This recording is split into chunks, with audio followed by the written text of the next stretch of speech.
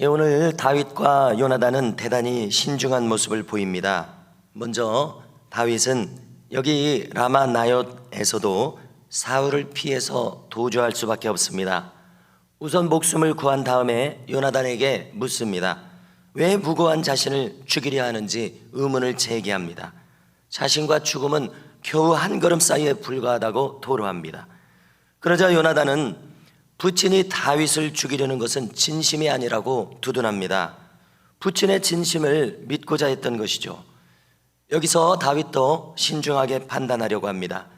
정말로 사울이 악한 영에 사로잡혀서 일시적으로 죽이려 하는 것인지, 아니면 제정신을 가지고 있을 때에도 진심으로 다윗을 죽이려 하는지 속단하지 않고 최종적인 판단을 보류하고자 합니다. 그래서 이제 정말로 마지막으로 사울의 진심을 확인하려고 합니다. 그들은 아직까지 함께 궁궐에서 지내고 있었습니다. 특히 초하루에는 왕과 함께 모두 모여서 식사를 했던가 봅니다. 그런데 다윗은 지금은 이 시간을 피하고자 합니다. 사흘간 여기 나타나지 않고 피해 있겠다고 합니다. 이때 다윗이 확인하고자 하는 것은 왜 다윗이 안 보이느냐, 사울왕이 물었을 때 요나단에게 이렇게 대답하라고 하는 것이죠. 다윗이 지금 자기 본가 베들레헴에 가서 매년제를 드리기 위해서 이번 초하루에는 자리를 비웠습니다. 이렇게 대답하라는 겁니다. 이때 만일 사울왕이 이것을 수긍하고 고개를 끄덕이면은 그리고 아무런 반응이 없으면은 다윗에 대해서 살해하려는 의지가 없다는 것으로 판단하겠다는 겁니다. 그러나 왕이 이때 분노하면 정말로 다윗을 죽이려고 하는구나, 그가 다윗을 죽이려는 의사가 진심인 것으로 판단하겠다는 겁니다. 그리고 다윗은 말합니다. 너 요나단과 나는 언약을 맺지 않았느냐 거론합니다.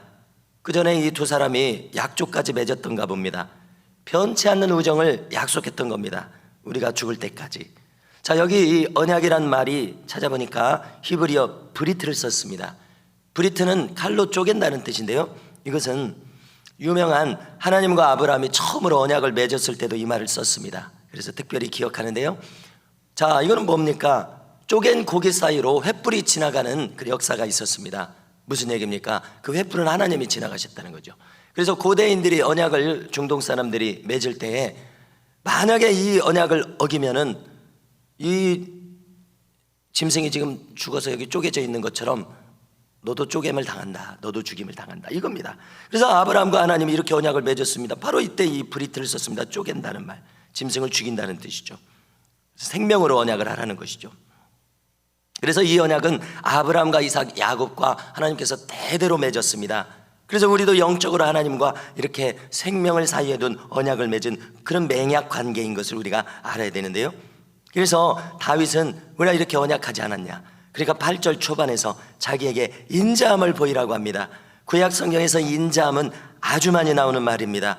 이 말은 어렵습니다만 우리가 기억하면 좋을 말, 헤세드입니다. 헤세드, 무슨 뜻입니까? 편치 않는 사랑, 하나님의 사랑, 영원한 사랑, 신적 사랑을 가리킵니다. 너하고 나는 브리트로 언약을 했다, 생명을 걸고 언약을 했다. 그러니까 너는 그 언약의 근거에서 나에게 헤세드를 보여라, 우정을 보이라는 겁니다. 무조건 그 언약에 의거해서 나에게 나하고 약조를 지켜라, 이겁니다. 한마디로 너는 변치 않는 우정을 나하고 약속했다, 그 우정으로 나에게 대하라, 이겁니다. 이렇게 우정에 호소해야 될 이유가 무엇입니까? 그것은 다윗과 요나단은 엄청난 신분 차이가 있습니다. 요나단은 왕자입니다. 다윗은 어떻게 보면 아무것도 아닙니다. 자, 사람으로서는 언약한 친구입니다. 변치 않는 언약을 한. 그러나 왕위를 놓고서는 얼마든지 암투와 배반이 이루어지는 것이 인간의 역사입니다. 자, 셰익스피어의 소설 줄리어스 시저가 떠올랐습니다. 유명한 얘기인데요. 자, 시저의 친구는 브루투스입니다. 그러나 결국 시저를 죽였습니다. 그 다음에 이제 유명한 대사가 뭡니까? 나는 시저를 사랑한다, 그렇지만 로마를 더 사랑하기에 시저를 죽였다. 이렇게 이제 명분을 내세우는 거죠. 명분 때문에 우정과 의리를 내가 이렇게 버릴 수밖에 없었다, 이것이죠. 이런 일이 있을 수 있습니다. 다윗과 요나단 사이에도요. 그래서 다윗은 친구에게 말합니다. 너의 우정을 지켜라. 너는 헤세드로 나를 대하라. 자, 친구 대 친구로서 정당한 요구입니다. 우리는 맹약을 했다는 겁니다. 너의 진심을 얘기해라. 그러자 요나단은 뭐라고 대답합니까? 요나단은 다윗하고 마음이 똑같습니다. 다윗 편에 섭니다. 그는 우정과 의리를 택합니다. 이처럼 요나단은 권력에 사로잡힌 사람이 아니었습니다. 아버지 사울처럼요.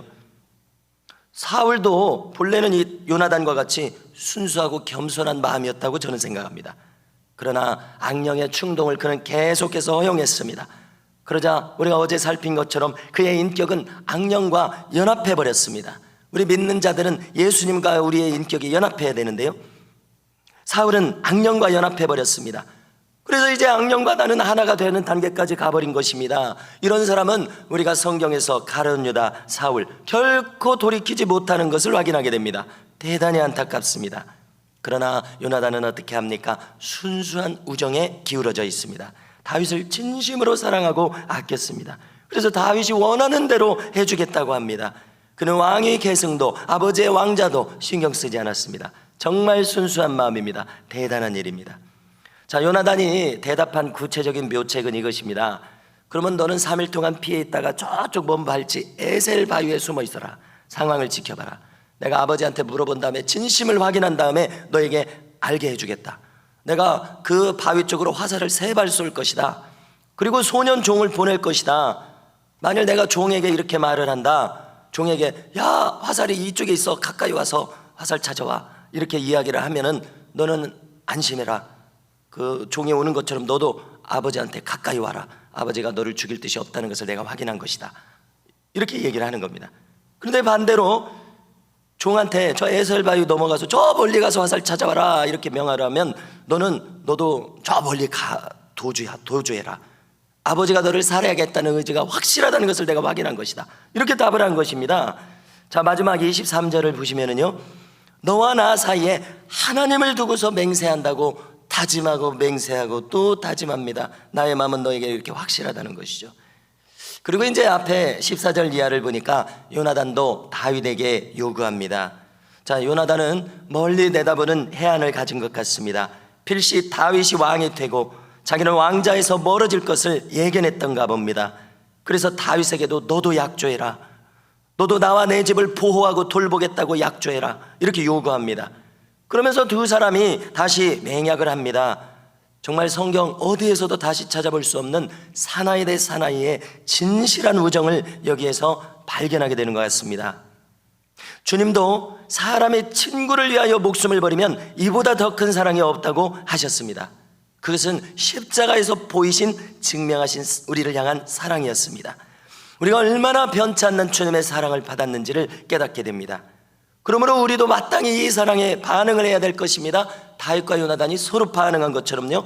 자, 어제 향유옥합을 부은 여인은 어떻게 반응했습니까? 자기의 과거, 현재, 미래 모든 것이 담긴 그 나들을 주님께 부어드렸습니다. 그러므로 우리도 이 아침에 이처럼 큰 사랑을 받은 우리가 남김없는 우리의 진심을 주님께 드리며 우리도 나아갈 수 있기를 주님의 이름으로 축복합니다.